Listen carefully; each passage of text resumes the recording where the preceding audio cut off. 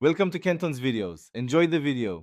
You start by preparing the essentials: a DualSense controller and a USB-C cable, because wireless won't work here. First, fully power off the PS5 from the quick menu or hold the power button until the system shuts down. Don't use rest mode.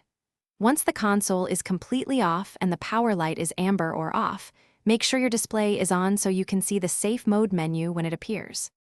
Now perform the core action. Press and hold the PS5 power button. Keep holding past the first beep. Release only after the second beep, about 7 seconds later. Once the console finishes booting into safe mode, immediately connect the DualSense with the USB-C cable to the front port. Then, press the PS button on the controller to pair it and unlock the menu. This sequence is required because safe mode disables Bluetooth until a wired controller is detected. With your controller recognized, navigate the safe mode list to select the task you need. Restart, change resolution, rebuild database, reinstall system software, or reset. Use the directional sticks and X to confirm. Follow on-screen prompts step by step to avoid data loss. If the menu doesn't appear, verify the console is fully powered off and try the 2-beep method again.